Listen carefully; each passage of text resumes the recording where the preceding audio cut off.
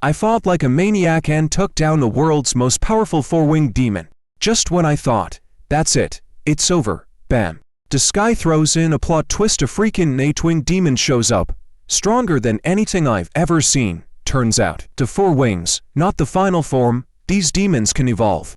Like, are you kidding me? But did I run? Nah. I grabbed my sword, ready to go out swinging.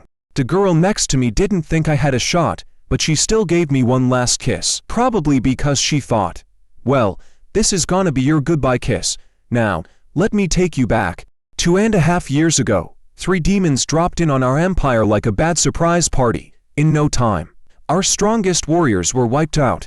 That's when I led the charge, just in time to hold the line. But it wasn't free. My entire squad was wiped out. I was the only one left, just me, lying there, blood everywhere, rain mixed with my tears as I stared at the battlefield, thinking, is this it? Is everyone really gone? Then, I hear a voice. I never thought humans could produce someone like you. I whip around, ready to rip this thing's head off, and then I realize the demon I killed is still talking. I stomped on his face in pure rage. Why aren't you dead yet? You're gonna drag the whole empire down with you. And then, for extra spice, I tell him about his 2 buddies. One got roasted by a fire dragon. The other got sealed by a grand sorcerer. You guys won't even meet them in hell. But no, this demon didn't care. He just smirked and said, the heavens are connected. We will return. And when we do, your world will be ours. That was the last straw. Without a second thought, I sliced his head clean off. Enough talk. You're already dead. Now, here's the kicker. I didn't feel the victory I expected. Instead, I walked over to my fallen comrades, kneeling beside them in agony. Why didn't we retreat when we knew we couldn't win? Why sacrifice everything for some stupid sense of duty? Just when I thought I was done, I hear a soft cry for help. With every last bit of strength, I dragged myself over to find Commander Anderson, alive. That was the first real spark of hope I'd felt in ages. But she was in bad shape. One arm was gone. Yet, what really got to me, she didn't care about herself. All she cared about was the demon's death. He's dead. I killed him, I told her. She looked up, tears in her eyes. Thank you, Corporal Luonin. But then I had to ask, can we bury my comrades properly? Not like before, when we just left them to rot. As I spoke, I coughed up blood because, surprise, I was dying. I don't think I have much time left, Commander. She didn't bat an eye. If this war didn't happen, what would you want to do? For a moment, I let myself dream I'd go to school, fulfill the promise I made to my late sister. But, let's be real, dreams don't pay the bills. Before I could finish, she yelled, don't give up. Luonin, think about your sister, your comrades. They wouldn't want you to just give up. And right then, the sky decides to drop a bombshell. A freaking 8-winged demon descends from the heavens, followed by a whole army of minions. The pressure hits like a ton of bricks, and even the commander starts losing hope. Can we save humanity again? Without missing a beat, I grab my sword and yell, weren't you just telling me not to give up? Well, get ready. I'm going to make sure these demons never make it back.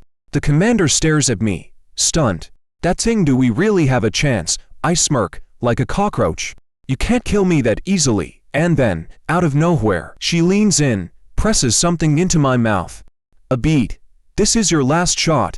It'll take you back. 4 chances in total. I've used 3. Now it's your turn. I blink, confused. You were a tailor? How the heck did you go from that to this? With a grin, she says, let's just say, I wouldn't be here without this bead. As soon as the words left my mouth, a bright light surrounded me. When I opened my eyes again, I froze. Was I dreaming? No way. I actually went back 10 years. Incredibly, I slapped the nearest tree, hoping it'd snap me out of this insanity. But the sharp pain on my head pulled me back to reality. Ooh, this was a headache I didn't sign up for. The commander actually handed me the responsibility of defeating the demons. What choice did I have? After thinking for a moment, I stood up and had a lightbulb moment. I grabbed a nearby stick and bolted toward the village. But as I ran, something caught my attention, a commotion near the village edge. There was this thug, hanging a kid from a tree. And get this, he wasn't even using rope. I couldn't believe my eyes. In this rural place, someone was using magic. Then, the thug started demanding money from the kid. The boss said he had no money, he'd spent it all buying medicine for his mom. The thug went ballistic. Throw him in the air. He ordered one of his magic-wielding minions, but this girl, Assam, didn't seem like she wanted to be part of this cruelty. She was scared of the thug's wrath, but she hesitated, ready to pull the trigger. That's when I couldn't take it anymore. I swung the stick and hit Assam in the back of the head. Stop it. Do you have any idea that you might actually kill him? I shouted. The kid fell to the ground, thanks to me interrupting Assam's spell. The thug was furious. What the hell, kid? You think you can just stop me? I turned to Assam and asked, where did you learn magic? Bought a spellbook at the store and figured it out yourself. She looked embarrassed, but I couldn't help but crack a grin. Wow, that's impressive. But you know, you could actually be useful in fighting demons. Just as I was pondering if I should recruit Assam for this whole demon fighting thing, I heard a sword being drawn. I turned around, and the thug was charging at me with a blade. Now, the guy was clearly strong, but his technique, basic. I dodged easily. He tried to play it cool, saying, lucky shot. How? I couldn't resist. My luck's as good as today's weather. I shot back. The thug's face turned red. Kneel, and I'll spare your arm, and I'd even take care of your pretty sister for you. Every time I see her, that was it. My blood boiled. You dare insult my sister? You're dead. Without hesitation, I sliced off his ear. The thugs around us were freaking out, never having seen something like this before. I quickly told them to give the money they'd stolen back to the boy. And they surprisingly did the right thing. Once everything settled, I grabbed Assam and said, meet me in for days. We've got something important to do. With that, I rushed home. But as I stood in front of the door, I hesitated. After everything that had happened, how was I supposed to face my sister? Then I saw her.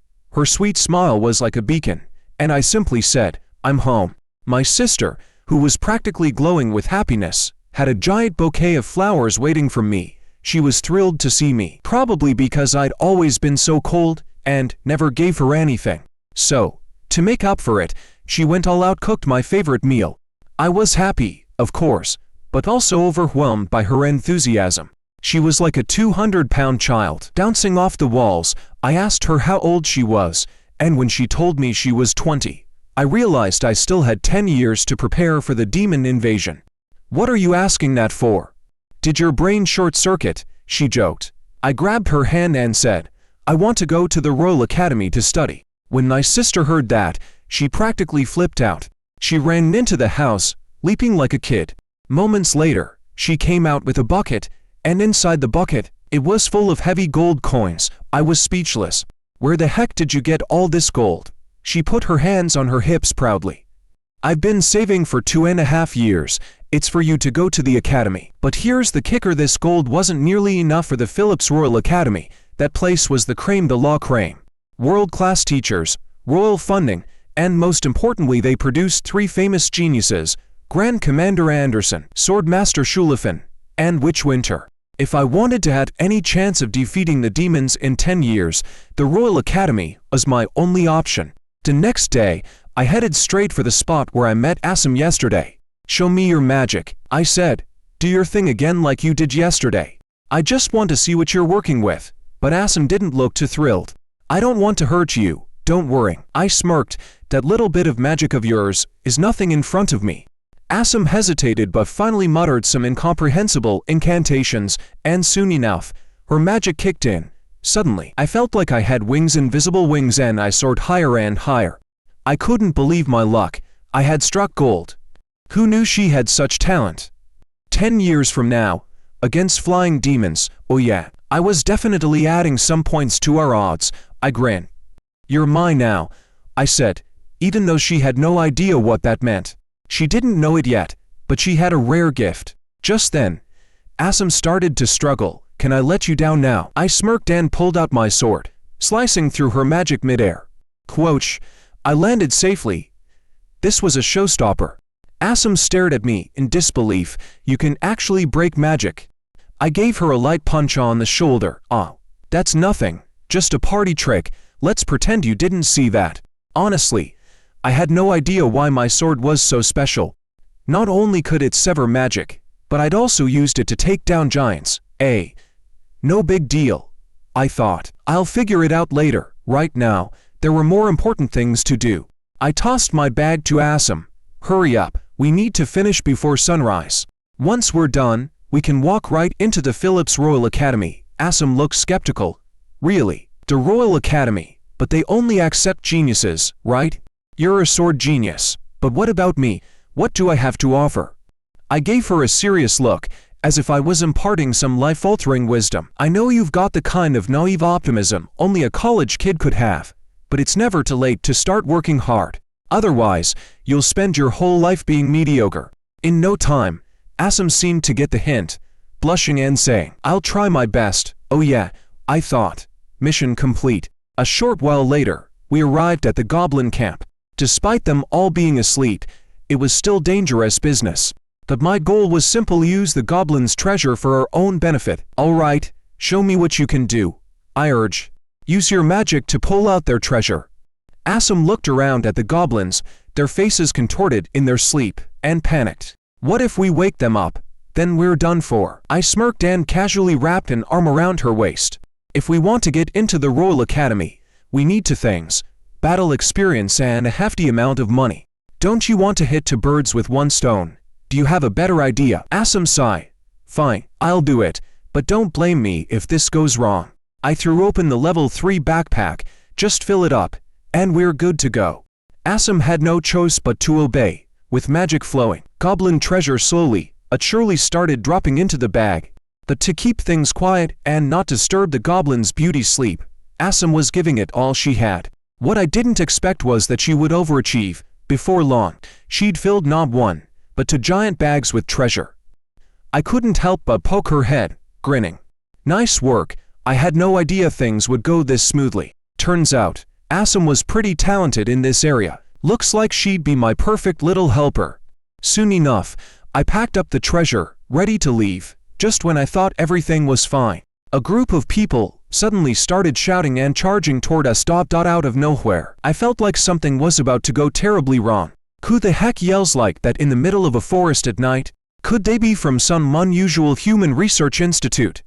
The goblins, predictably, were also woken up by the ruckus. They looked around, and as usual, their first instinct was to check their treasure. But to their surprise, nothing.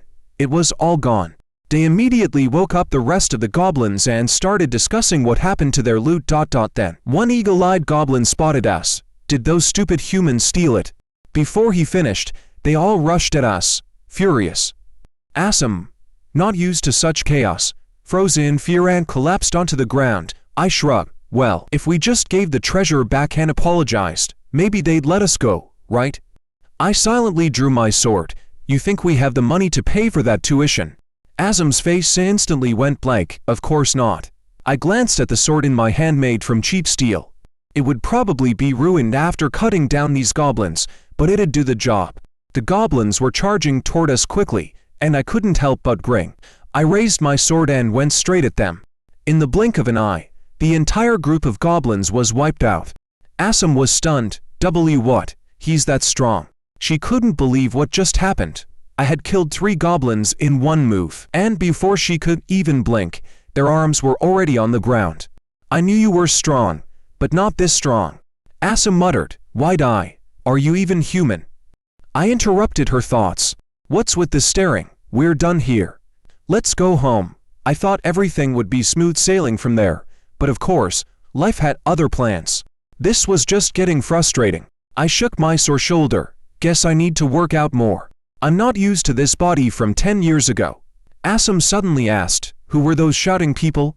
I shrugged. Who knows, but if they come here, I'll show them what real punches feel like. Just then, a sword whizzed toward Assam. I blocked it easily and saw the guy who threw it. He apologized, but there wasn't an ounce of remorse on his face. Turns out, they had witnessed us taking the goblin's treasure earlier, and now they wanted it for themselves. Though their ambush failed, they were still calm. After all, to them, we were just 2 ordinary kids. Sorry, kids. We thought we were hearing goblins attacking us. As he snapped his arrow, I rolled my eyes. Don't feed me that crap. I've crossed more bridges than you've walked roads. The man wasn't fazed. He even reached out to offer an apology, but his eyes kept darting to the treasure. Keep those greedy, Clueless eyes to yourself, I mutter. The man was slightly embarrassed, but only for a moment. Since he didn't think we were much of a threat, he gave his friend a signal. The friend, now understanding, slowly started to walk toward me, still wearing an apologetic expression. But I noticed he was subtly reaching for the knife at his waist. "Let me introduce myself," he said. "We're the Koliboro." As he spoke, he lunged with a knife. I saw right through his plan and, without missing a beat, knocked him out with a quick counterattack. "Oh, Koliboro, huh? You guys are the scum of the Empire, right?" At that moment, the guy with the yellow hair tried to sneak up on me. Assam, quick on her feet, immediately restrained him. I gave her a big thumbs up. "Nice job, Assam." Then, I grabbed the sword from her hands and in one swing, away 18 style, the yellow-haired guy was chopped into 18 pieces. Assam stood there, completely stunned. "Why'd you kill him? You already had him under control." I shrug. "I can't let anyone who poses a threat to me live." She didn't say anything, but I could tell she was starting to understand. These guys, the Koliboro, are the most notorious gang in the Empire. They burn, kill, and steal no one safe from their evil ways. You're lucky I'm here, or your grave would be 2 meters high by now. Just as I finished speaking, the sack next to us suddenly jumped up. We both jumped back in shock. Was that something they poached? I quickly untied the rope, and out popped something flying at us. Upon a closer look, it turned out to be a young bird. As if enchanted, Assam gasped. "Wow, it's beautiful. I've never seen such a gorgeous bird," she added. But I noticed something strange. The bird had shackles on its legs, seals of magical power. Could this bird be some kind of powerful magical beast? Before I could wonder any further, it made a sound. "Makabaka wuxie dixie," it could talk. Assam stood there, dumbfounded. I rolled my eyes. "Don't pretend you understand. This is just a long-distance communication magic circle. The dumb bird's probably calling its owner." Sure enough, the bird spoke again. "Congratulations, you guessed it right. I'm from the Retail Research Institute. The bluebird went missing yesterday, and we lost contact with it. I was just about to file a report." "Who are you? Did you steal my familiar?" I glanced at Assam, who was already trying to make a run for it. I grabbed her arm and said, "We're good citizens of the Empire. Your bird was stolen by Calipolo. We rescued it." Then, I unsheathed my sword and cut the magical shackles off the bluebird's legs. "Go back now," I told it. It seemed really grateful. Then well, it shoved its butt right in my face. I froze. "Is this how you thank your savior?" "Great, just what I needed." "Grilled bird wings," I muttered under my breath. Its owner hurriedly explained. "What it means is, you should pull out one of its feathers. The feather will always point back to its owner. It wants to meet you again." I yanked out one feather, and the bluebird instantly shot up into the air, disappearing without a trace. I stood there, confused. Didn't it want to meet me again? Yeah, right, that bird's a scam artist. The next day, we hit the market to sell the loot we borrowed. An old man with a long beard took one look at the necklace, stared at it for what felt like forever, and then offered us a whopping 20 gold coins. What a steal! I immediately agree. Deal. You're a man of culture, sir. Unlike that bald-headed guy who only offered me 5 gold coins. Can you believe that? I was fuming just thinking about it. But hey, at least we finally made the sale. Then, I pulled out the real gem from my pocket. I thought it was just some random poop the bluebird had dropped in my hand, but no. Turns out it was harder than a rock. The old man's instincts must have been on point because he immediately noticed. Whoa. The color and texture, this isn't just bird droppings, is it? I cracked up. Hot. Yeah, totally just bird poop, totally. He gave me an awkward smile. Just kidding. I don't really know either. I sighed and stuffed the thing back in my pocket. Guess I'll find an expert to take a look at it later. But then, our dear friend Assam couldn't resist. She had to throw in her 2 cents. Face it, it's still just a turd. I turned to the old man and asked, "Hey, do you have any books on the Royal Academy? We're looking to enroll, but don't know much about it." He scratched his head. "My daughter Maria's actually going there too. You should talk to her." Wait, Maria, that name sounded way too familiar. I was already starting to put 2 and 2 together when a blonde maid walked up to us. "Wait, are you Maria?" I blurted out, my mind racing. This girl looked nothing like the Maria I remembered from my last life. I leaned in close and whispered, "You're actually a guy. aren't you? Maria froze, staring at herself like she was questioning her entire existence. She started eyeing her curves, and I swear I saw her thinking, is this guy blind or something? Before she could lose her temper, I took another glance at, the obvious parts of Maria's figure. Wait a minute, no way. There's no way a guy can have this much chest going on. Did you stuff some bread rolls in there or something?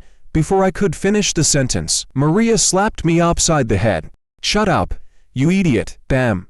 That slap felt oddly nostalgic. It was like I was transported back 10 years. This was Maria. My good old Maria, always ready to throw down.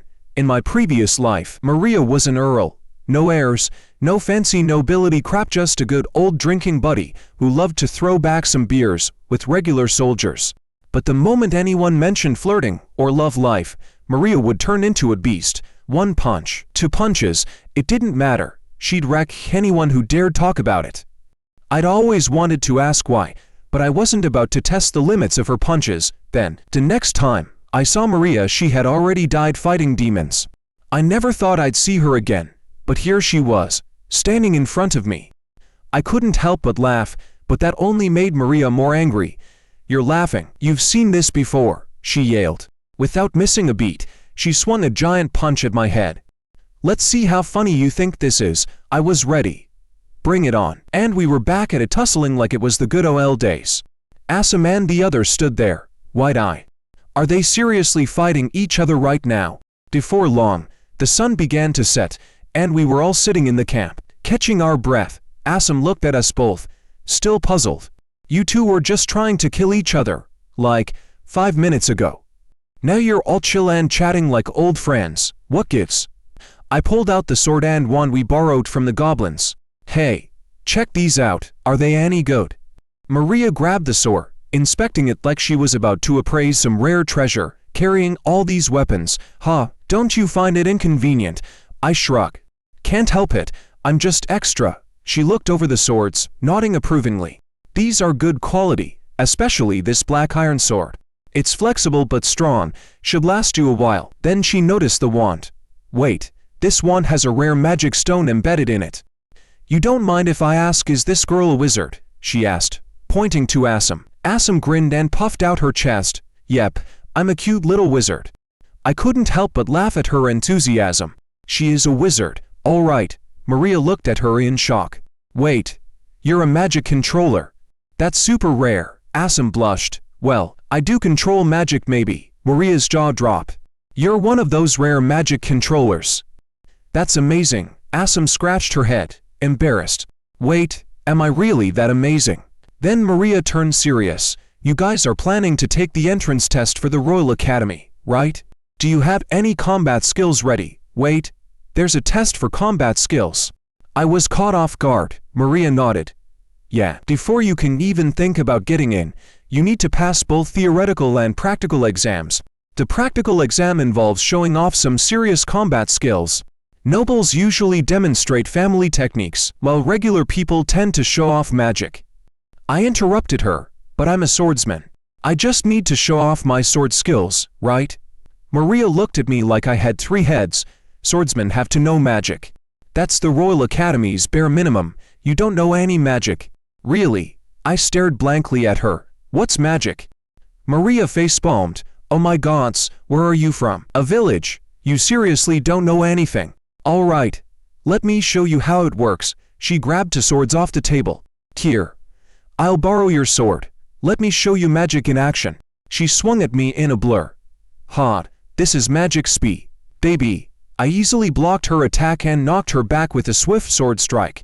Maria blinked, stunned. What the hell? How did you? Then, she came at me again, this time charging up magic into her sword. When she struck, the force sent a jolt of shock straight to my arm. I grinned. Okay. Now you're starting to get interesting. I couldn't let her win. I exploded into a flurry of energy and swung my sword with everything I had. Maria was sent flying back 2.5 meters. Damn.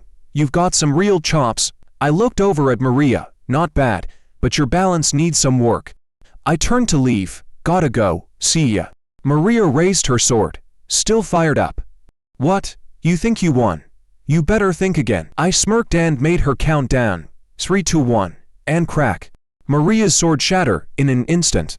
Wait, what just happened? Maria stood there, speechless. Asim patted her on the back, grinning. Hey, you did great, not many people can handle him like that. Maria turned, running over to me. Why can't I beat you? I just smirked.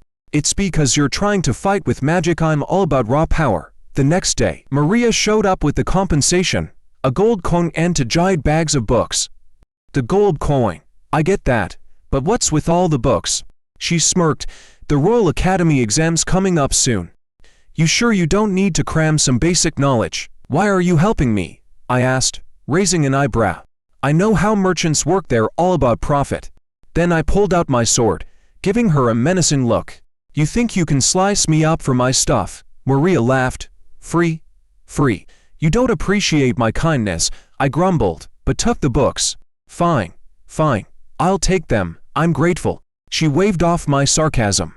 If you don't pass the exam, though, you'll get a nice taste of my big fists. I chuckled. You bet. But maybe you should focus on yourself first. All right, then, she said. With a wink, see you at the Royal Academy. After Maria left, I looked down at my hands. This body's still too weak. Time to hit the grind. Back home, I stuffed myself with 800 bowls of rice every day. My sister was impressed by my determination. When I wasn't scarfing down food, I'd be in the forest practicing my combat skills. The rest of the time, reading. Anbo was reading a struggle. I mean, who even needs to know about table manners for an exam? But I powered through the material, every page. Time flew by. Before I knew it, the exam day arrived. We stood in front of the Royal Academy, which was huge. Asim was completely stunned. She couldn't stop gawking. I can't believe we're going to study here. Asim, could you stop gawking like a country bumpkin? Sorry, I've never been to the capital before, she said, trying to hide her excitement. Then she looked at me. Wide-eyed. Wait a second, when did you get so buff? I gave her a flat look and hammered her on the head. Hurry up. We don't have all day. And we made our way into the academy. As we entered, Asim suddenly brought up that blue bird that laid eggs the other day. I pulled out the feather I had plucked. It's supposed to point to the bird's location. To my surprise, the feather was pointing straight up, toward the academy's top floor. We looked up. On the rooftop, a man named Marlon was about to open the window, when suddenly, he saw a face. Marlon freaked out. This was the 99-meter-high rooftop. After all, by the time Asim and I flipped into the room, Marlon was clutching the bird, shaking like a leaf. Who are you? Are you here to mess with my bird? I showed him the bird's feather, and his tense expression relaxed. Wait a second, you two are the ones who saved the bird. He quickly gestured for us to sit down. Sorry about that, I didn't recognize you earlier. As we got settled, Marlon chuckled awkwardly. I didn't expect you to come to the academy to study. If I'd known, I would have written you a recommendation letter. Too late for that, I said. But if we fail the exam, can you help? Marlon scratched his head. Well, sure. I can help if you don't make it. But I interrupted him. Actually, we didn't come here just for the exam. I reached into my bag and pulled out the smelly egg. Marlon's eyes widened. Wait, is this the bird's egg? I grinned. Well, that's what the bird left in my hand. Marlon's expression went from confusion to full-on panic. He snatched the egg from my hands.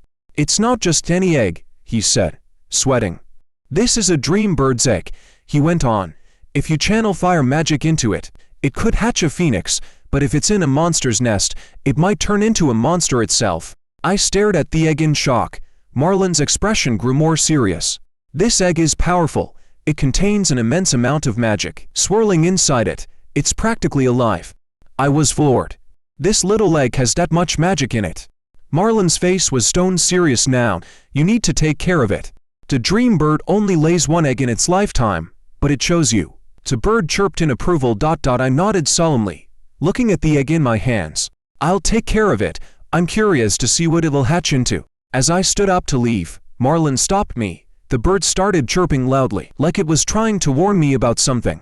Marlon quickly pulled out a scroll. Take this. It'll help with the hatching process. The next day, the exam day arrived. I complained to Maria.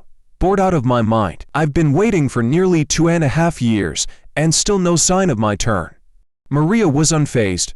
That's just how the Royal Academy exams go. I wish SM were here, though. Pinching her cheeks would at least make this bearable, but she's a mage, so she have to be tested separately.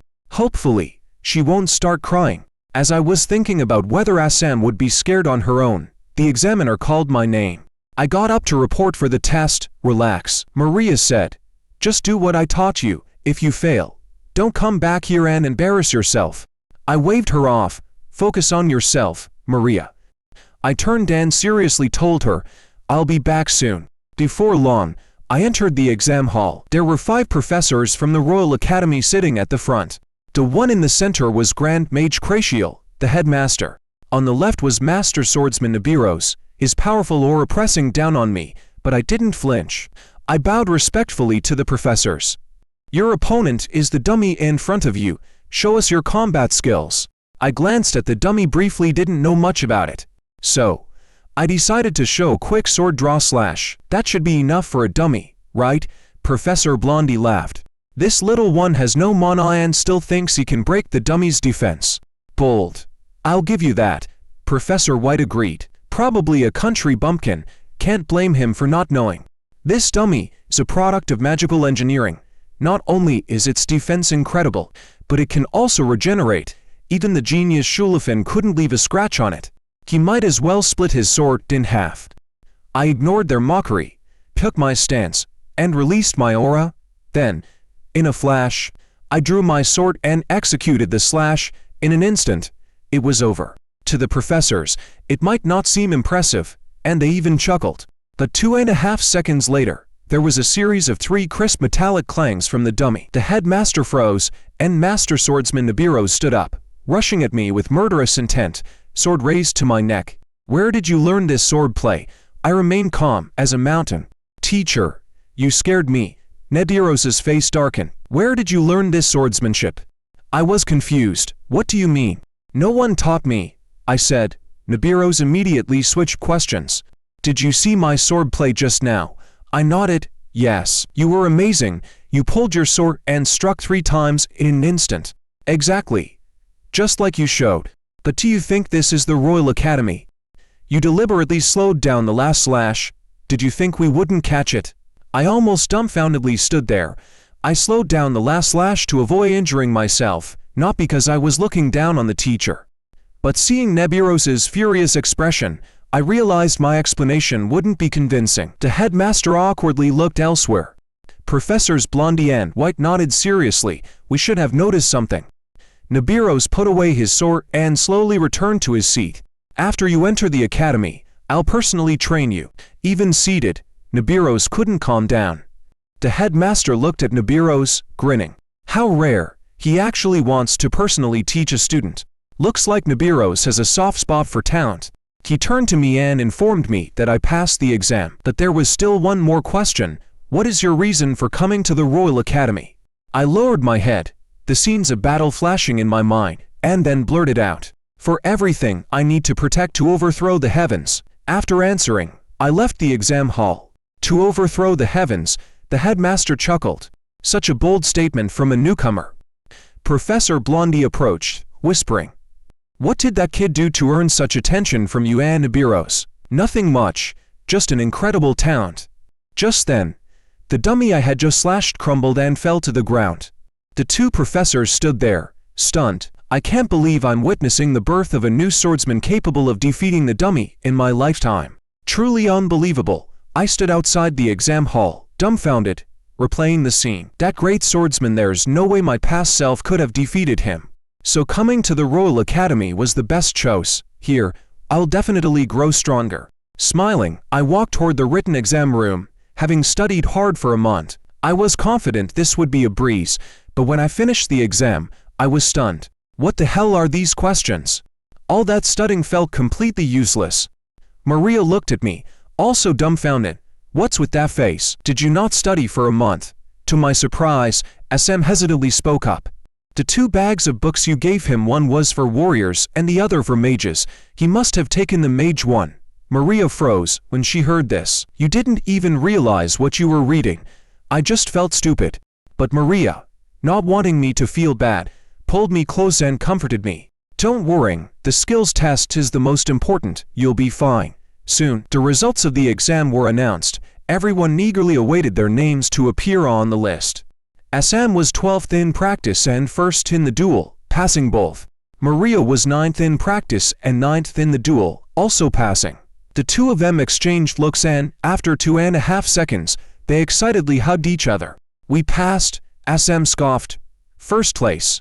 Even if there are 3 tied for first, still pretty impressive, Assam giggled. I guess I was just lucky. Maria then turned to me, and my face was ashen. I didn't pass.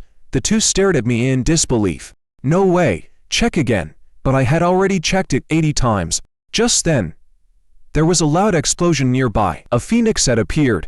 It threw its head back and let out a mighty cry before shooting a fireball directly toward me. After the explosion, my results popped up. First in practice, 5,712th in the written exam. Does this mean we all passed the entrance exam? Awesome. But before I could celebrate, a terrifying thought hit me. If I was first place, that meant he was ranked below me. This couldn't be good. Suddenly, I felt an ominous presence and turned to see none other than Swordsman Shulafin, that arrogant guy who wouldn't allow anyone to be ahead of him. You're the first in this exam, he asked coldly. I wasn't interested in tangling with him. Stop kidding around. There's no way I'm first. You're acting dumb, I shrug. What? Can you prove that I'm first? Shulafin sneered, then swiftly drew his sword and swung it at me. I blocked it without hesitation. This sword of yours already proves your strength, he said. Now you'll have to show me strength beyond mine. I couldn't help but feel irritated by his arrogance. You better watch closely then, I said, before leaping into the air and unleashing a powerful strike. Shulafin furrowed his brow, then raised his sword to block it, but my blow still made his arm numb. Is that enough? I thought for sure my strike would make him hesitate, but instead, he lunged at me again. We're settling this today. I felt myself starting to panic. Holding back won't solve anything. But Shulafin attacked even more fiercely. This was exactly why I was wary of him. He was obsessed with swordsmanship. If this kept going, he'd surely release a storm of pressure that could destroy us both. Looking at him charging at me once more, I had no choice but to turn and run. Where are you going? He yelled. Face me. I ran straight behind Assam and used her as a shield. Shulafin froze, dumbfounded. Hiding behind a woman. What a coward. I couldn't help but smirk. Looks like his knightly honor is as strong as ever. Then, I punched Shulafin hard in the nose. He instantly lost all fighting ability. I quickly grabbed Assam and Maria and disappeared from his sight. Shulafin stood there, confused and unable to understand what just happened. At that moment, the Imperial Guards arrived. Rushing to Shulafin's side, seeing the injured sword saint, they panicked. How dare someone harm a noble young master? They immediately started asking, please tell us what the criminal looks like, we'll catch them. But Shulafin calmed them down. It's nothing. Don't treat me like some noble. I'm just a student at the academy now, and what just happened was a fair duel. He brushed off the dust from his clothes. Go back to your business. Don't worry about this. Then he looked down at his sword and muttered, how is it possible? The sword, made from top-grade materials, now had a crack. But then, a smile crept onto his face. Well, this is interesting. I won't forget you. I'm sure we'll meet again. The next day, Assam and I arrived at the forest outside the city. The magical river we were after was our goal. But even though I followed the map, I couldn't seem to find it. The rough path through the forest had worn Assam out completely. But Assam couldn't stop worrying about what had happened yesterday. Assam, aren't you worried that Shulafin will get back at you? He's the first heir to the Duke's title, she asked. Well, I did break his nose, I said nonchalantly. But I wasn't concerned. He's just obsessed with swords. Not like the other arrogant nobles. He's practically the model of a noble. He'll definitely say it was a fair fight. If not, the guards will have already taken us down. Assam nodded, seeming to agree. Yeah, you're right. Just then, I finally found it, the legendary Fernando Springs, known for its magical veins. The stones in the spring could absorb magic and turn it into gems. Even the weeds around here absorbed magic and turned into rare herbs. Though the magical energy here was overwhelmingly dense, I couldn't feel anything unusual. I was just here following Marin's instructions to hatch an egg. Absorbing this rich magic would surely hatch an even more terrifying spirit beast. But Assam seemed to sense something was off. The magical energy here is so dense, there should be a lot of animals around. But it's eerily quiet. I suddenly had a bad feeling. The stillness was unsettling, and there was a thick stench of blood in the air. I chuckled. Looks like someone beat us to it. Just then, 5 enchanted arrows suddenly whistled towards me. Reacting instantly, I swung my sword and knocked them all out of the air. Annoying bastards, I muttered under my breath. I headed toward the direction of the ambush, exploding with a burst of energy. The attackers were none other than Keraboro's hunting dogs. "Who are you?" one of them asked, surprised. "How did you block 5 enchanted arrows with a single swing?" He quickly ordered his men to scatter and hide, planning to surround me. But I had already seen through their plan. "Come on out, idiots, you're even ambushing your allies now," I shouted. The purple-haired man froze. "What kind of freak are you?" When they didn't respond, I continued.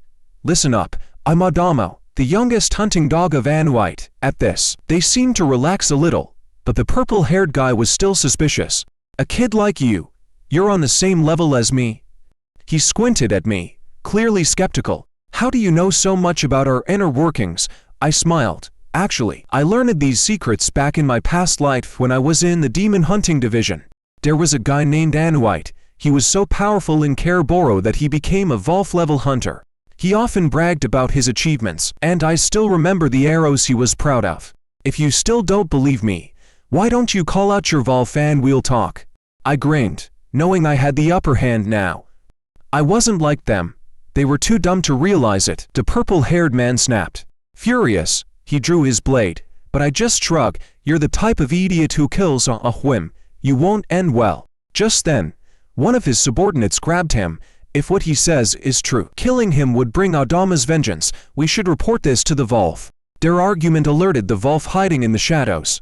The massive 2.5-meter tall man stepped forward with an aura so powerful that no one dared speak. The purple-haired man explained the situation to the bald Wolf. The bald man simply raised an eyebrow. "What are Adama's people doing in Demir's territory?" I smirked. "Sorry, I must have made a mistake. My bad." Suddenly, I struck, slicing down 4 of their men in one move. Then, I lunged at the bald Wolf. The flash of my sword was so fast, he collapsed to the ground instantly. But I didn't kill the purple-haired guy. I had said it before. Idiots don't end well. Before he could react, his fingers snapped, the excruciating pain overwhelming him. He collapsed to his knees in agony. I threw the map at him. "Mark your people's positions on this map. I might spare you." He hesitated, clearly torn. Betraying the organization wasn't going to end well for him either. But when he looked up and saw the wicked grin on my face, his defenses cracked. "Wait, I'll tell you everything. I'll mark everything." I examined my black iron sword, then said, "Good, now use your broken fingers to write." Not long after, the purple-haired man finished marking the map, clearly in fear. "You will let me go, right?" I slowly pocketed the map and then drew my sword. The next moment, the purple-haired man was cleaved in half. "You must have been dreaming," I said. Assam turned away, unable to watch the gruesome scene. "Don't sigh," I said. "I told you to get used to it." "But this is so cruel," Assam murmured. "Did Keraboro send these animals to kill?" I shrugged. "Like I said before, leaving them alive is a crime. Don't worry, they were all wanted criminals. But Professor Warren is going to be heartbroken when he sees what happened to the animals," Assam said, still shaken. Maria stepped in front of Shulafin. "Ronan, I told you, no swearing," she said, pointing at him. "Apologize." "Wait, did you get this wrong? He's the one." Before I could finish, Maria raised a finger, her eyes narrowing. "Don't argue," she said, flipping her hair. "Sorry. Although my brother doesn't always use the nicest words, he's really a good kid." Shulafin blushed, staring at the graceful girl in front of him. Oh, he felt something stir in his chest. Seeing the goddess apologizing for him, Shulafin was completely flustered. No, it's not the lovely lady's fault. It's all my fault." Maria's eyes sparkled. "Really?" She grabbed Shulafin's hand, beaming. "I'm so glad Ronan has a friend like you." The unexpected physical contact made Shulafin lose his composure. He'd been a solo act for 18 years. "I'll take care of fixing Ronan's sword," Shulafin stammered, but I don't have any gold right now. He pulled out a family crest. Take this, you can use it anywhere in the empire. I was stunned. Is this some kind of treasure? Are you trying to be my brother-in-law? Shulafin didn't even acknowledge me. If you need to fix a weapon, go to the blacksmith in West Street. He's the best in the empire. With this, you'll be able to go straight in. Hopefully, they'll forge you a good sword. And with that, he quickly fled, blushing. I rolled my eyes. Is this the legendary swordmaster I know? 2.5 days later, the academy's enrollment ceremony began. The headmaster gave a grand speech. I'm so glad to meet all of you. First of all, congratulations for passing the exams with your exceptional skills. This proves that you are all the Empire's geniuses. Under the Academy's guidance, I'm sure you'll all be written into the Empire's history. With a snap of his fingers, a burst of light enveloped everyone. Suddenly, the sky cracked open. The headmaster had teleported us to the arena. Now, for my favorite part, he said, grinning. Let the upperclassmen test the level of this year's new students. With another snap, I was teleported into the arena. Although it was just a friendly match, the winner would gain more resources. And our opponents, they were the top for second-year students. First place, Nesto. Second place, Lebron. Third place, Alinao. Fourth place, Karan. Though the headmaster said we could choose our opponents freely, he hinted, if you're afraid, you can back out. I was speechless. Just tell us to fight if that's what you want. Don't play these games with us. But to reassure Maria, I wanted to make sure she knew I wouldn't get beaten up at the academy, so I interrupted the headmaster. I have a suggestion. Since we can choose our opponents, how about I take all 4 of them on at once? The headmaster was shocked, as this had never happened before at the academy.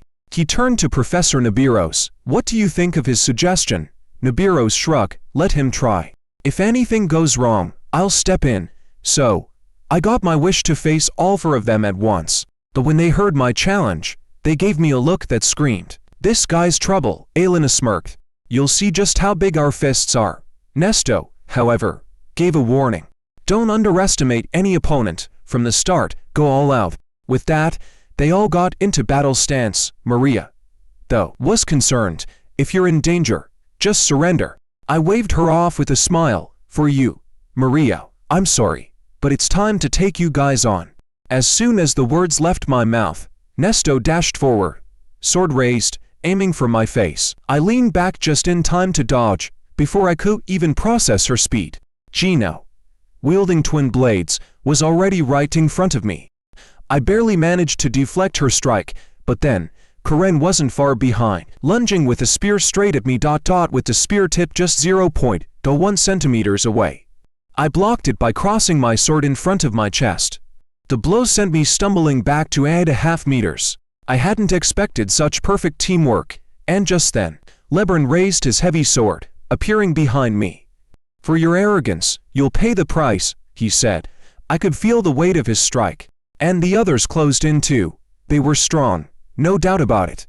But unfortunately, I was stronger. With a flash, I disappeared. Lebron's attack missed by a mile. A stunned Elena could only gape as I launched my counterattack. Moments later, all 4 were flat on the ground. Lebron praised me for being ridiculously strong. But he wasn't ready to give up yet. I casually struck a pose, and with a wave of my sword, I created the oppressive aura of Grand Swordmaster Nabaros. I smiled slightly, took a step forward, and a slash so quick, he didn't even have time to react. He stared in disbelief as his greatsword shattered. I nodded at him, showing my appreciation. You're all strong. Thanks for accepting the challenge from this immature junior. I've learned a lot. Maria and Assume looked at my gentlemanly side and thought I was out of my mind, but honestly, I was just trying to impress my sister and ease her worries. Just as the announcement came that I had won, a purple-haired girl was watching me from afar. She gently touched her lips and murmured, "He's quite interesting." That night, the academy held a lavish welcome feast. Before that, I had already escorted my sister home, and for safety, I had Sita accompany her the whole way. As I was about to enjoy the feast, Julian suddenly appeared behind me. "Roland, did you make sure Miss Elior got home safely?" I was furious. This guy was still thinking about my sister. Don't think just because she's nice to you, you'll be my brother-in-law. Just then, a group of people with an air of authority walked over, Are you having fun? It was none other than the top-ranked mage, Akalusha. But it seemed that Shulafin was none too pleased with her. I'm not here for you, she said. Actually, I'm interested in her. She turned to me. Mr. Roland, the top freshman. I raised an eyebrow. What do you want? She smiled and held out a necklace.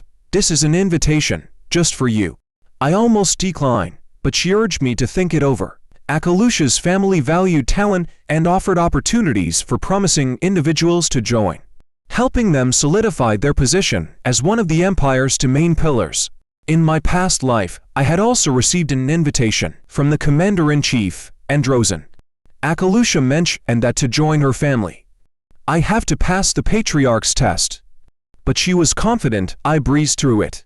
She believed I wasn't just anyone. With that, Akalusha turned to leave. I hope you make a wise choice, even if you're born a beast. If you hang around sheep too long, you'll start to act like them. I couldn't help but reply. Don't geniuses always do things their way? But now, having their contact information might prove useful. 2.5 days later, the Academy started assigning resources based on grades. Phillips prioritized student abilities above all else. A prime example was the dorm assignments. The middle-tier students were sent to Nidia, where they enjoy comfy surroundings and fancy restaurants. Meanwhile, the bottom 30% got sent to corridor for people per room, shared bathrooms, and a constant sense of dissatisfaction. If you didn't hustle, you'd be stuck there for years. But the top 10%, they were assigned to Nibato, and let me tell you, I was stunned the moment I got there. The place was ridiculously luxurious, like living in a palace. I had barely taken 2 steps when I spotted the course registration sheet. I'd heard first-year students shouldn't take too many courses, but they all looked so interesting. So, I signed up for everything. Maybe it was too much, but since I was at Phillips, I planned to finish it all. On the first day of class, the swordsmanship instructor told me I didn't need to take the basic swordsmanship course anymore. I was confused. I'd only been in class for 2.5 minutes. But the teacher said, "You've already mastered the basic sword techniques perfectly. If you stay here, you might discourage the other students, but don't get cocky, keep up the good work." Soon, I found myself sitting by the lake, contemplating life. What was going on? It wasn't just swordsmanship, archery and monster hunting kicked me out too. That's when I heard a familiar voice from behind. "Aren't you supposed to be in class?" I turned around and saw Professor Nibiros. "So, you finished all the courses, huh?" I stood up. "If all the courses are like this, then I'm seriously disappointed in this academy." Nibiros was secretly stunned. "As expected from the genius who perfectly replicated my swordsmanship," she said. She set her sword down. "As a professor, I can't just ignore this. Hand me your sword. I'm going to teach you an important lesson." I was about to ask why she was taking my sword, when suddenly, there was a violent explosion from the lake. I froze. That was just her casual strike. But Nibiros said, "This sword can't even do this much. This thing can't be called a weapon. All it does is drain your energy. Now, watch carefully." She slowly drew her sword, making a gentle downward slash. The lake instantly surged, waves crashing violently, and the water wouldn't settle for a long time. The sword light shot straight to the sky, and that simple draw left me in awe for 2.5 years. Seeing my stunned expression, Nibiros slowly sheathed her sword. "Now do you understand what you were missing?" In my eyes, weapons were just tools that consume energy. But after seeing Nibiros' demonstration, I realized how laughable my understanding was. Just by using a different weapon, the power that was unleashed was worlds apart. In battle, this could mean life or death. I had just snapped out of my daze when Nibiros said, "If you plan to use magic, you need to find the right weapon for yourself. But it looks like you still don't understand how to use magic. Even without magic, you've shown excellent skill. But someday, you'll use magic, and when that happens, you'll need a weapon that can control that power. Ronan, come take my class." I was shocked. Professors' classes were usually only available to second-year students and above, but Nibiros agreed to let me in, with the condition that I must have a weapon of my own. After that, I headed to the best blacksmith shop in the Empire, the one Shulafin mentioned. However, Man Maria thought the place looked rather shabby. I couldn't help but feel awkward and said, "Let's just go in and see for ourselves." but the creaky wooden door and the cobwebs in every corner made it hard to connect this place with the best blacksmith shop in the empire. It was strange because Shulafin wasn't the type to lie. At that moment, someone inside spoke up, saying we were disturbing her beauty. In the next second, a werewolf suddenly appeared. "What the hell are you guys doing here?" it growled. I quickly flashed the Grancha family crest. "We're here to buy weapons, of course." Although the werewolf recognized the family crest, it sneered and said, "I don't serve kids like you." But then, its expression turned wicked. "Well, maybe I can make an exception if I get to eat the cute little sister of yours. I might consider it. I'm kind of hungry. You should be grateful for my generosity." Hearing that, I immediately burst with killing intent. "You scum, you've crossed the line." Without another word, I slashed at the werewolf with my sword. The next instant, the werewolf howled in pain and stumbled back, clutching its wound as it retreated 2.5 meters. But then, I felt a sharp pain in my arm. To my surprise, the werewolf was wearing armor I hadn't noticed before. Was the pain caused by the armor? I didn't care about that and kept advancing toward the werewolf. I slowly raised my sword. "Next life, maybe you can try being a vegetarian, Wolf." The werewolf froze in fear, quickly trying to explain. "It was just a test. I made this transparent armor and was testing its performance. I didn't mean to harm you guys. I wasn't buying it." What a fresh excuse. "You think I'm a 3-year-old? If you're still unsure, ask Shulafin. Everyone who visits the blacksmith shop for the first time gets a test." After hearing this, I figured Shulafin was an honest kid, so I decided to let it slide. The werewolf quickly apologized. "Sorry, it's my fault for going too far. Actually, I'm a vegetarian. I don't need people." Then it introduced itself. "I'm Khan, an apprentice here. You're here to buy weapons, right? Since you passed my test, I'll take you to the real blacksmith shop." We entered the building, and the werewolf touched a switch on the wall. The next second, the whole room started sinking rapidly. We all stood frozen in place. Khan explained. "This is an elevator powered by magic stones and pulleys. It's the fastest way to reach the blacksmith's main base. Welcome to the Great Cappadocia, home to the Empire's top blacksmiths." Once we arrived underground, I couldn't help but admire the massive furnace of the imperial capital. "Summer Realm," Khan replied. "Of course. This is the forge for the royal family and the nobles. All the Empire's finest craftsmen work here. The best of them all is the dwarf who lives here. He's a master with 400 years of smelting experience. He's a stubborn old man, but his skills are unmatched. I have a great deal of respect for him." As soon as Khan finished speaking, he kicked the door open. "What are you doing, old man?" "I brought some guests." The old man, hearing the nose, immediately recognized Khan. "You little brat. Didn't I tell you to be quiet when I'm working?" Khan sighed. "I couldn't help it.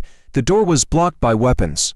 "Anyway, clean up the room, will you?" The old man turned and grumbled. "As a young man, you really like to talk too much." Then he turned to us. "Well, you brought guests. Are they any good?" Khan pointed at me. "After my test, I can tell you that his swordsmanship is amazing. You'll be shocked when you see it." The old man, named Dolan, was a little surprised. Anyone Khan approves of must have some skill. But judging from his appearance, he's still just a kid. "Let me see his swordsmanship." At those words, I drew my sword to show him. The old man glanced at my sword and immediately dismissed it. "This is junk." He took a hammer and lightly struck it. My sword shattered into pieces. I was furious that he'd ruined my sword, but Dolan simply pointed behind him. "Go ahead, take a sword from over there. That broken sword doesn't tell me anything about your skills. Don't feel ripped off, though. Any sword over there is at least 100 times better than that junk." Though I thought Dolan was exaggerating, I still picked one up. As soon as I held it, I could feel something special about it. But could there really be such a big difference? I turned to Dolan. "If I break anything, I won't have to pay, right?" "Don't worry about it," Dolan replied. "I'm not that petty. Go ahead, give it your all." I took the sword and immediately assumed Nibiru's sword stance. Dolan's eyes widened in shock. "That stance, don't tell me." Before he could finish, I swung the sword with full force. The next second, there was a huge explosion. The workers outside thought the furnace had exploded. Meanwhile, a deep sword mark appeared in the room. Both Dolan and I stared at the destroyed room in stunned silence. Don't blame me, you told me to give it my all. Dolan, still serious, said. From the way you moved, you must be Nibiru's disciple. I was surprised. You know Professor Nibiru's? Of course. Dolan replied. His sword, Yuruso, was made by me. It's one of the few masterpieces of my life. What you're holding can't even compare. He looked at the damaged room and added, I thought you were just another newbie who couldn't gauge their own abilities. But it turns out you're a once-in-a-century genius. But having too much talent can also be a problem. Crafting a sword that suits you is very difficult. I am sure you can feel that this sword can handle your movements. Ordinary materials can withstand your strength. I need to use the highest grade steel and incorporate a special material. This material should at least be from a wyvern. I immediately took out the shell of a wyvern egg. How about this? Will this work? 2.5 minutes later. Dolan was stunned. He had been hammering the shell repeatedly, but it hadn't changed at all. Such a material, does it really exist? He exclaimed, his eyes shining with excitement. Can I really use this incredible stuff? Of course, it's useless to me, I reply. Great. Dolan's eyes sparkled. I'll make you a sword that will be the envy of all. Come back in 2 weeks to pick it up. Looking at Dolan's serious expression, I couldn't help but feel excited for the sword. Then Dolan introduced Hassan and Maria to the other craftsmen. You can't leave empty-handed. Tell them I recommended you, and they'll take good care of you. Hassan and Maria also managed to find craftsmen to make their weapons. It looked like it would cost quite a bit of gold, but that wasn't a problem, as Shulafin was paying for everything. Now Shulafin would know that being an older brother-in-law comes with a price. However, the new weapons wouldn't be ready for another 2 weeks. What should I do to pass the time before then? Hassan and Maria were attending classes, and it was so boring. Before long, I found myself wandering into the Carlian Hall. Now that I think about it, this must be the training center for upperclassmen, right? Professor Nibiru should be holding class here. She told me to come only after I had a real weapon, but since I've got a temporary one for now, it should be fine to go, right? Just as that thought crossed my mind, Professor Nibiru appeared silently in front of me. Her presence made me break into a cold sweat instantly. Hello, Professor. But instead of replying, she yanked on my ear. Long time no see, Ronan. I told you to come only after you had a weapon. What have you been busy with? Why are you just showing up now? Don't you like my classes? Of course not. I was about to explain, but before I could finish, Nibiru dragged me toward the hall. Never mind. Just follow me. On the way, I'll enjoy hearing your excuses. Can you let go? That really hurts. Inside the hall, a girl heard my scream, and the students around her looked curious about what was going on outside. But she was already in the way. Move. Don't block the way. As a teaching assistant, how can you be so slow? If you're not busy, go get ready for class. The girl quickly apologized, picking up some dropped papers. Okay, I'm on it. At that moment, Nibiru addressed the class. He made quite an impression during the opening ceremony. Some of you may have already met him, but let me introduce him again. This is Ronan. Starting today, he'll be attending class with all of you. I bowed humbly and said, I'm Ronan, a first-year martial arts student. Please take good care of me. The students in the back started whispering. Isn't he the one who ranked second in the freshman class? Just as expected, he's skipping grades. Is he really as impressive as they say? He looks like just another pretty bow to me. I couldn't help but feel speechless. I could hear every word clearly, but at least I recognized some familiar faces. Among them was one face I really didn't want to see. Just then, the assistant girl pushed the door open. Sorry, Professor, I'm late because something urgent came up. Professor Nibiru was very understanding. It's fine. Take a breath. I was just introducing a new student. Say hello to him. You'll be seeing each other often. The assistant smiled and said, Hello, I'm Mandishan. I'm a second-year martial arts student and the teaching assistant for this class. Nice to meet you. Let's get along well in the future. I froze in place. Wasn't this General Andishan, the Grand Commander? In my past life, she was recognized for her legendary leadership. With her calm mind and excellent strategic skills, she became the first female general of the empire. People called her the Iron Lady, because the army she commanded didn't spill blood, it spilled molten iron. But who would have guessed that this once feared general would now be acting like this? It was clear she had no memory of her past life. This was the first time I saw her true face. But what about her request back then? What should I do about it now? And there's another thing, why is she so busy? She's even doing chores that only a maid would usually do. Is this what assistant teachers at the academy do? Just then, someone approached me from behind. Hey, new guy, they said. You look kind of bored. If you're up for it, want to have a sparring match? I was a little speechless, but before I could respond, he scratched his head. Sorry, was that too sudden? I'm Halden, second year. I heard you did great at the opening ceremony. I'd like to learn something from sparring with you. But my mind was occupied with thoughts about Anderson, so I suggested we spar later. Halden, however, thought he was at fault for not bringing his weapon. He shouted to Anderson, "Idiot, get my practice spear." Hearing that, I was instantly furious. How dare he call her that? Soon, Anderson brought the practice spear, but Halden was fuming. You idiot, why did you bring a long spear? I switched to a short spear not long ago. Anderson calmly replied, you used the long spear in the last class. Halden, clearly annoyed, snapped back, oh, really? You dare talk back to me? Assistants should just do their job. He then slapped Anderson on the head. If it weren't for the professor, you wouldn't even have the right to stand here. But since you're here, at least do the logistics properly. I couldn't stand hearing such insults anymore. Without thinking, I blocked the long spear with my own weapon. Halden, visibly irritated, sneered, what's your problem? Why are you sticking your nose in? Isn't it obvious?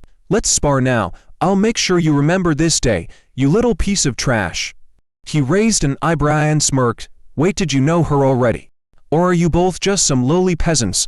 Or maybe you're her twin siblings, and I didn't know. I immediately tossed my spear aside and retorted, if you don't want to die, shut your damn mouth and get ready for a beating. Before he could say anything else, I lunged at him, thrusting my sword forward.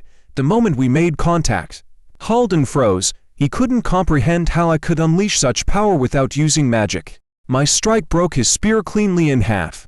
You complained about switching to a short spear, so I made a little adjustment. Is that better? I said, taunting him. Halden was humiliated, his face turning red with rage. You bastard! How dare you insult me? He shouted as he thrust his spear at me again. You're just a lowly peasant.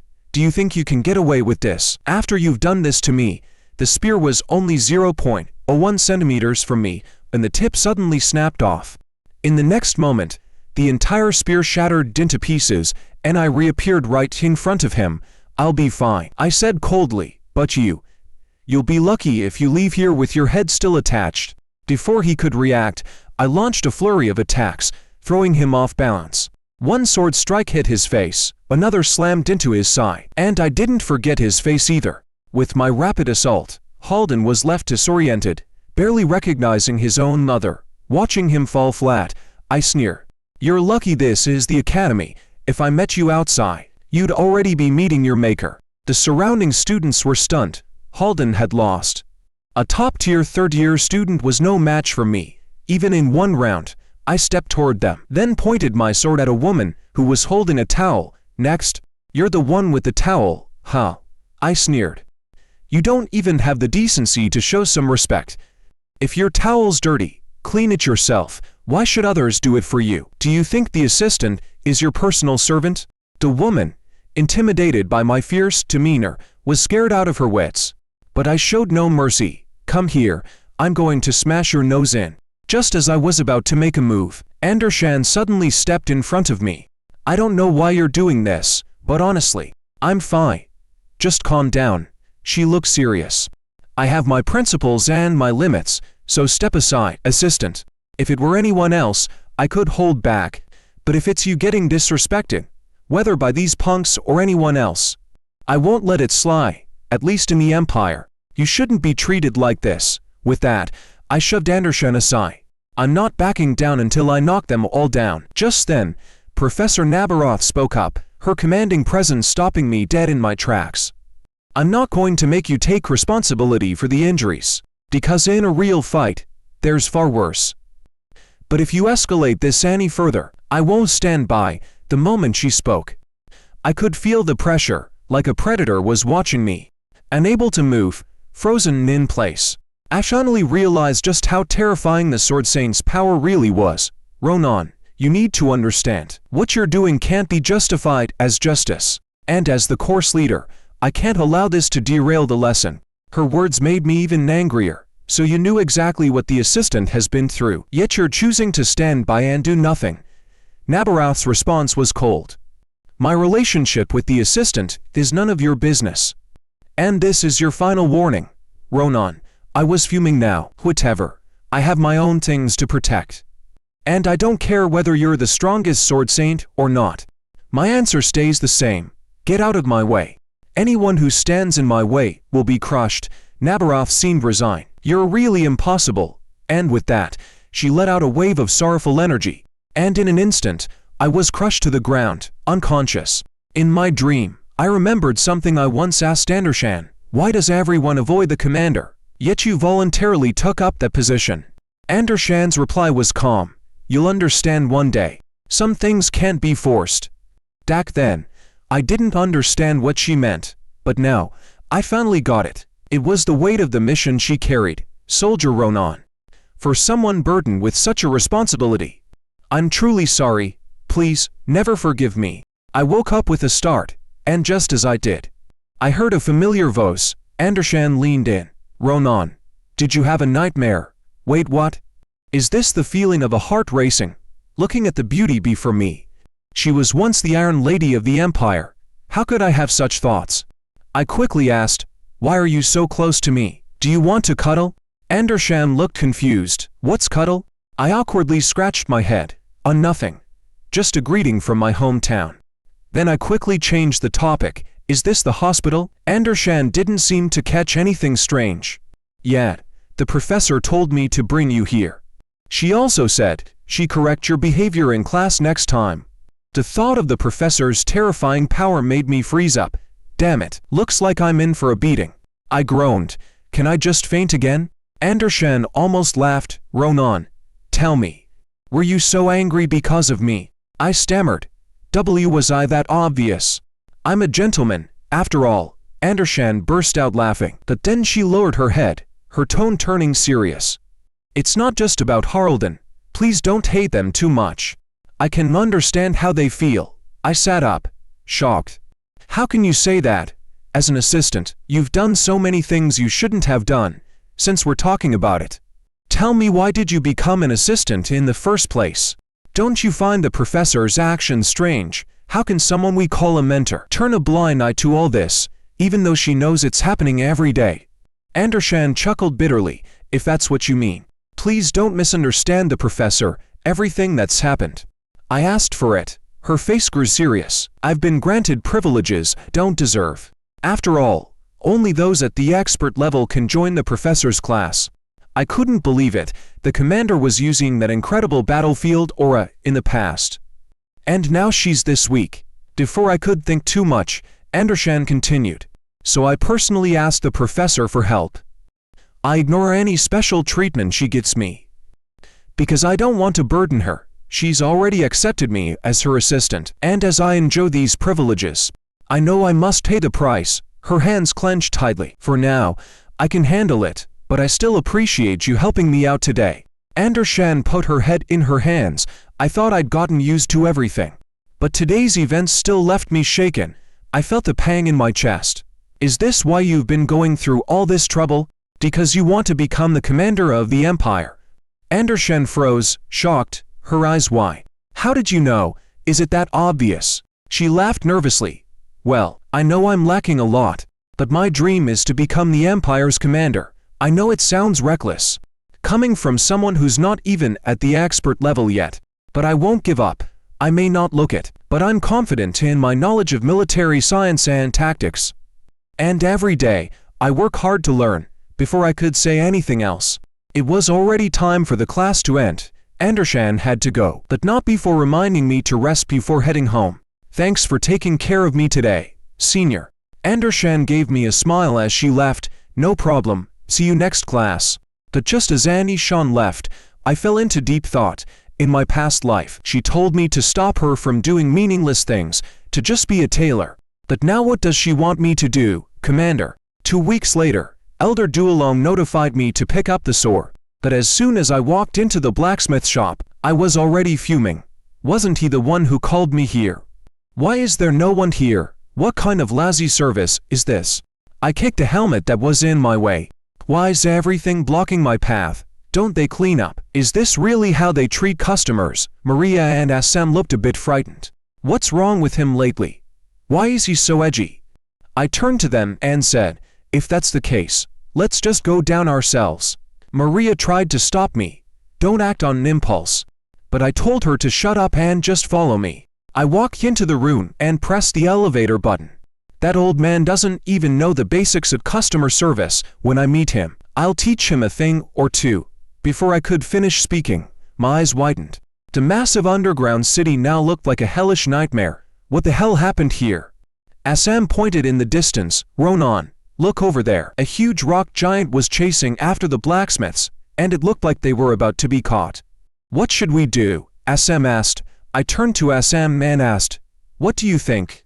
Of course we're going to save them, I said, without hesitation. Assam froze. Fly down. That's way too high. Are you crazy? But I didn't care about Assam's feelings. I turned to Maria. You go back and find someone to help. With that, I leapt into the air and gave orders to Assam to use telekinesis to float us down. Just as the blacksmiths were about to meet their doom, I arrived just in time. I swung my sword, cutting off the giant's raised arm. Old man, I'm here. Perfect timing. I'd had so many things running through my mind lately. I needed to blow off some steam. You rock-headed idiots. Thanks for choosing the wrong time to mess with me. After saving the 2 blacksmiths, another rock giant threw a punch right at me. With the punch just a hair's breadth from hitting me, I vanished from the spot. In the blink of an eye, I leapt up the giant's arm and, before he even knew what was happening, chopped off his head. The blacksmiths were dumbfounded. This kid, he actually defeated a rock giant with 1 strike. I stood proudly on the giant's head, looking down at them. Now, tell me what the hell's going on here. 2.5 minutes later, the blacksmiths explained everything. I was shocked. Is this for real? Dozens of rock giants just appeared out of nowhere. The blacksmith nodded seriously. It's true. We have no idea why, but they suddenly came up from underground and started wreaking havoc on the city. They then began looting blacksmiths, including Elder Duolong and several others. They were all captured. Han tried to chase them down, but he's not really good at fighting. At this rate, I grew serious. If we don't stop them, they'll be a one-time dinner. With the 2 giants down, the area was safe again. I turned to Assam. You go check if there are any other casualties. Sita will help you treat them. And I have to go rescue those old guys who were captured. On the other side, Khan, though on the verge of collapse, bravely stood in front of Dalong. I'm grateful you came to save me. But you don't need to stay here. Go. Khan. Your invisible armor should help you get away. But Khan, irritated, snapped back. Shut up, old man. Things are tough enough already, so stop talking that weak nonsense. If you still have the strength to talk, why don't you do something with that sword of yours? Dalong clutched his sword tightly, refusing. I can't, it's my immortal work. It's the first step in my milestone. I can't let my pathetic swordsmanship stain it. Khan was speechless. You're a mad old bastard. No matter how obsessed you are with your weapon, this is not the time for this conversation. In the blink of an eye, a massive fist from a rock giant came crashing down. Miraculously, Khan managed to block the blow, though his armor's magical defenses were shattered by the strike. Damn it, Khan muttered. If I knew I was going to die like this, I should have created everything I wanted to create earlier. But Khan wasn't going to die just yet. As the giant prepared to finish him off with a deadly palm strike, I silently appeared behind it, delivering a cross slash that cleaved its head in 2. Nice job, Khan. Leave the rest to me. Khan rolled his eyes. How did you get here? There must have been more giants along the way. I turned to Khan and said, those bastards, I took care of them on the way here and even saved a few blacksmiths. Then I reached out to Dalong. Hand me the sword. Dalong hesitated. He clearly didn't want to part with his prized creation, but finally relented and passed it to me. Here, the scabbard isn't finished yet, so you can use it right away. I took the sword and tore off the cloth binding it. Let's see what makes this sword so special. I swung it lightly, and a terrifying force erupted, instantly slaying several more giants. Khan and Dalan both stared in shock. What the hell is this sword? Dalan's face lit up with excitement. Ronan, do you like this? It's called Lachaman, a name I got from the Stargazer. Pretty awesome, right? It's so light you can't even feel its weight, but its hardness is the strongest I've ever seen. The best part is, it doesn't have any magic in it, but when it touches blood, it activates a unique self-regeneration ability. I tightened my grip on Lachaman. This must be because it's made from Cetos shell casings, right? Old man, you're more amazing than I thought. I turned to Khan. You take the old man and go. There's something I need to check. Don't worry, it's nothing big. But I think there's a big rat hiding here, and I mean a really big one. Khan looked confused. What do you mean? A rat? I coldly eyed the rock giant's corpses. There's something that's been bothering me. I'm familiar with the habits of these rock giants. They don't gather in groups. And they're peaceful. They don't attack unless provoked. What's suspicious is the strange magic circle I've never seen on their backs. Have you ever seen something like this? Talong leaned in to take a closer look. I'm not very good with magic, so I can't be sure, but I can still feel the magical echoes here. This is a very insidious kind of magic. The giants must have gone berserk because of it. Who would do such a thing? I asked. Though I had no answers, but I had a feeling that if I dug deeper, I'd find out soon enough. As soon as I finished speaking, I headed deeper into the cave. It didn't take long before I spotted human footprints on the ground. Along with that, there was a magic stone used for surveillance. At first, I was on the fence about this, but the deeper I went, the more I realized someone had planned this in advance. 2.5 minutes later, I heard voices. I quickly hid behind a corner, trying to figure out who was behind all this. What I saw next shocked me for 2.5 years. This gigantic thing, what the hell was it? Its size made the giants I killed earlier look like babies. If it went into a rage, the consequences would be unimaginable. The two people talking in front of me were clearly the masterminds. From their conversation, I learned they already knew someone had infiltrated the cave. The connection between the stone giants had been severed one after another. The hooded man sounded annoyed. What made those stupid imperial bastards act so fast? But in the next second, his mood shifted to excitement. Do you want me to kill them all? The hooded woman, however, seemed reluctant to stir up trouble. Forget it, most of their facilities are already destroyed. The Empire's weapons tech will be set back a lot, but if we reveal ourselves, that person won't just let us go. The hooded man sneered. You're too cautious, it leaves me no choice. Unfortunately, we have to deal with this, don't we? At that moment, a fireball shot out from nowhere and found its mark right at me. I couldn't believe it. How the hell did they spot me? The next thing I knew, an explosion rang out. The hooded man stood with his hands on his hips, laughing. Ha ha ha. What a surprise guest, kid. Who are you? Don't mind me, but from your dodge, you must have impressive agility. How about we tie up your feet first? I was stunned. In such a short time, he could cast a materialized magic of that scale. These guys weren't ordinary people. The hooded man coldly asked again. How did you get here? The security measures shouldn't have been breached so easily. I got to my feet, propping up my sword. This is something I should be asking you. Who the hell are you? No matter how passionate your relationship is, running all the way here to talk love isn't right. The hooded man found my words amusing. I guess I was worth killing after all. And the hooded woman urged him not to waste time. Let's enjoy the entertainment while we still can. Our time is running out, and this empire will be buried under starlight. Those words instantly brought back memories of the demon who invaded the empire in my past life. I was filled with rage. What did you just say? Do you even realize what nonsense you're talking? You stupid little rats. Both of you are coming with me, because I've got a lot of questions for you. The hooded man seemed taken aback by my powerful presence, but soon, he sneered again. Are you some kind of wide? You think you can catch us? He silently formed a fireball in his hand. With you, a mere kid, you think you can do anything? Just as he raised his hand to strike, I moved in a flash, cutting off his arm with a single swing of my sword. Stay down and be quiet. If you're still not cooperating, the next thing I'll cut off won't be your arm, The hooded woman was completely stunned. She couldn't believe that my attack had left the hooded man completely unresponsive. I quickly grabbed her by the throat. From now on, you'll answer my questions, lady. I won't mind slowly slicing off your pretty face if you don't. As I squeezed her throat, she still managed to cast a magic shield, sending me flying, but I just calmly looked at her. Nice. Looks like you don't plan on surrendering. Your magic shield seems tough, but even so, I slashed through the shield with a crosscut. To her surprise, her prized shield couldn't even withstand a single strike. While she was stunned, I stomped on her chest and stabbed down with my sword. Wow. Look at you. You're a half-elf. Huh, who the hell are you two? As soon as the words left my mouth, a massive fireball appeared behind me, but I was already prepared. I spun around and sliced the fireball with a crescent moon-shaped strike.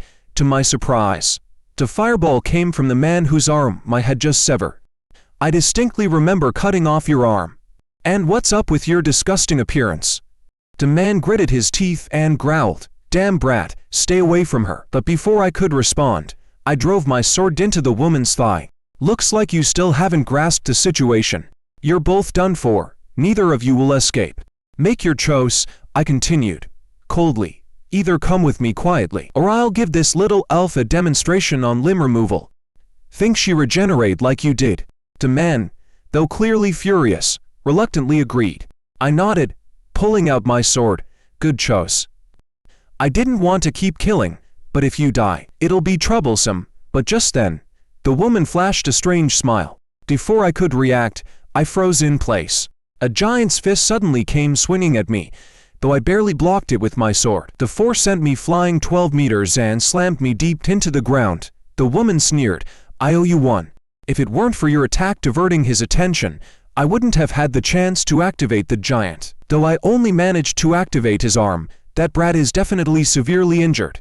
The man ordered the woman to report back to the church while he stayed behind to handle me. The woman warned him to be cautious. This beast child is a bit too strange.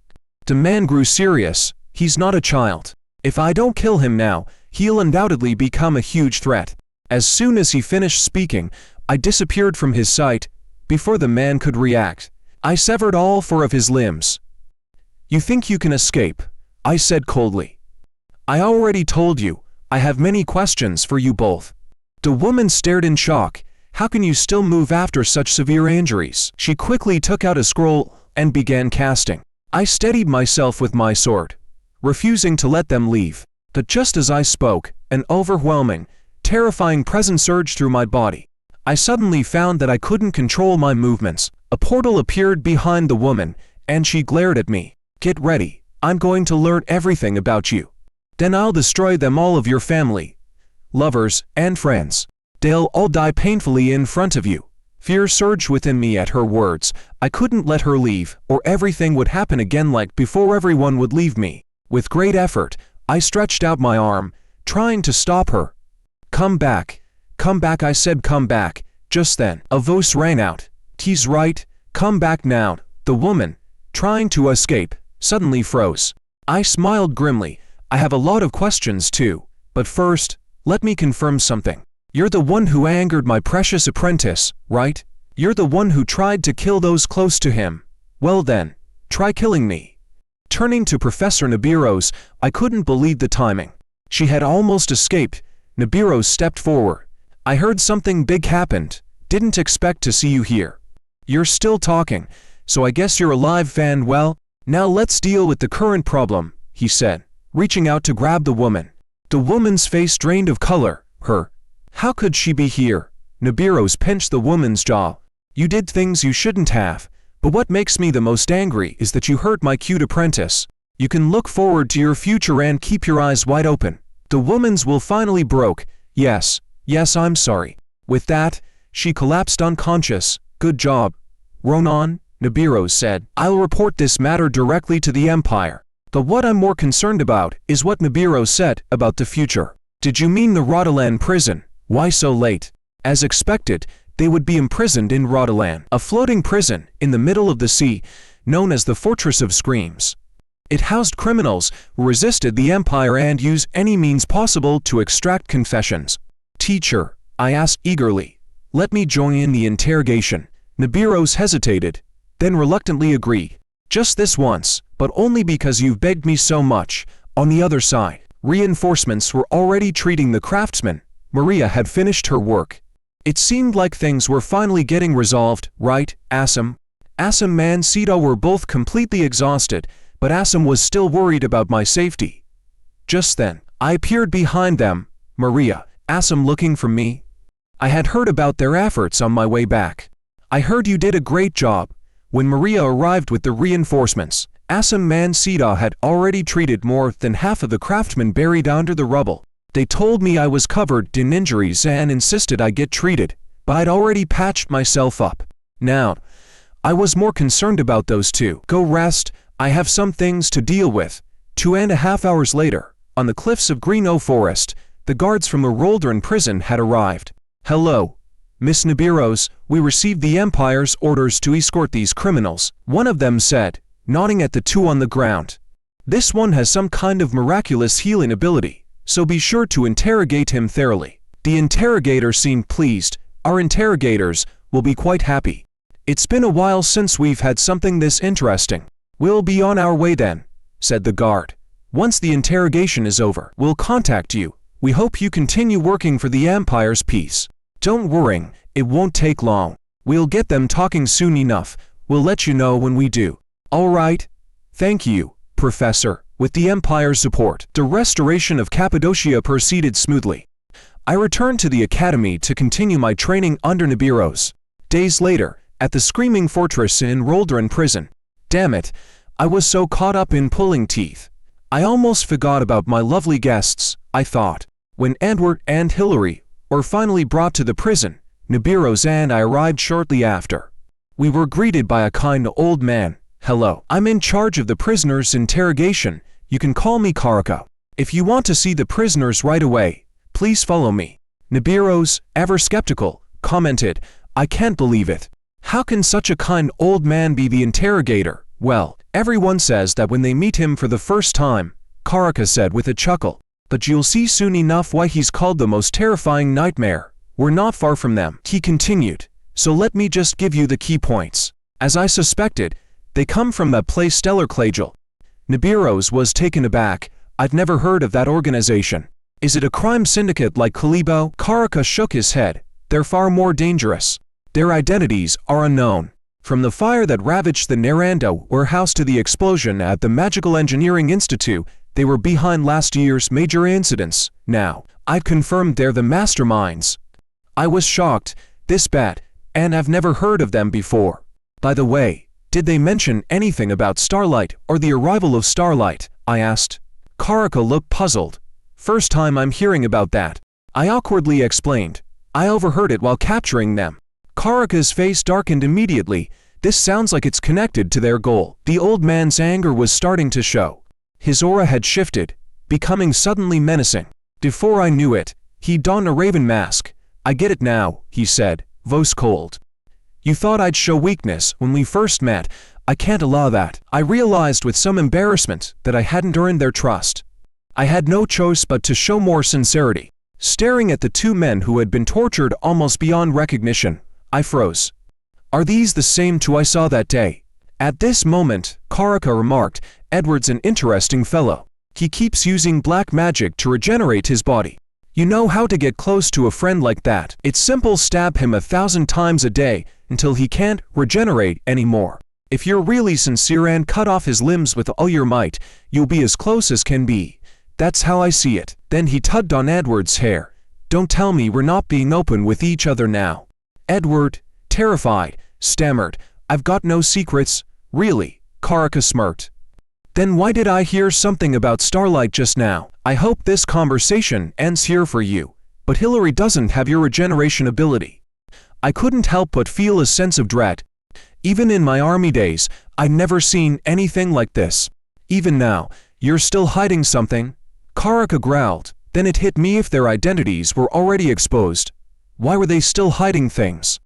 Maybe it wasn't that they couldn't talk, but that they simply couldn't. What do you mean by that? I asked, confused. To keep it a secret. They might have been subjected to some sort of sealing magic. Karaka's face darkened further. That could be it. This is troubling. I winced, realizing I might have missed something critical before I could finish my sentence. Karaka told me and Nabiris to wait for a moment. He needed to fetch some funtos. 2.5 minutes later, he returned with something not exactly cute. He called it the Eye of Truth. It's capable of devouring curses. When prisoners can't speak for some reason, this thing can be quite helpful. He placed it on Edward's forehead and said, "I'll let you go soon, Enjo, my friend." Suddenly, Edward let out a horrifying scream as the Eye of Truth began glowing. "Now, I'll ask you again, what does the arrival of the Starfall mean?" "The Starfall is eternal," Edward groaned. "It will save the weak on this land." Hilary froze upon hearing this, immediately telling Edward to shut up. But it was too late. "Are you saying that something will appear from the sky soon?" I asked. "What is it?" "It's a child of the Starfall," Edward gasped. "A god from the heavens." As soon as Edward mentioned the Starfall was coming, I stepped forward. "The child from the stars, is their name a Hyatt?" I asked. Edward's face went pale. "How do you know his name is a Hyatt?" "That's impossible." Before he could finish, his body began swelling up rapidly. I froze in shock. What the hell was happening? Karaka, quick as a flash, pulled me behind him and cast a magical shield. With a loud, agonizing scream from Edward, his body exploded in an instant. The blood and gore were swiftly contained by the shield. Karaka was stunned. I didn't expect that. Even after the absorbed the curse, he still ended up like this. He paused for a moment before speaking again. "Seems like they're forbidden from doing two things. First, they can't speak about the Starfall. If they mention anything related to it, they explode. That's their second curse." He casually slung his arm over my shoulder. "By the way, who is a Hyatt? If my assumption is correct, this is a secret of the Nebula Cragil. How do you know this?" I shrugged. "Well, I don't know much about it. I just overheard it by chance." Karaka stared at me, clearly skeptical. "You just overheard it, really?" I nodded, trying to play it cool. "Yeah, I was the first one to hear about the attack on Cappadocia. I was far off and just happened to hear them talking about it. I didn't think much of it at first, but when I got here, it seemed like a lead. That's when I realized I might have been misled. Sorry for interrupting earlier, though." Karaka was deep in thought. He overheard it by accident.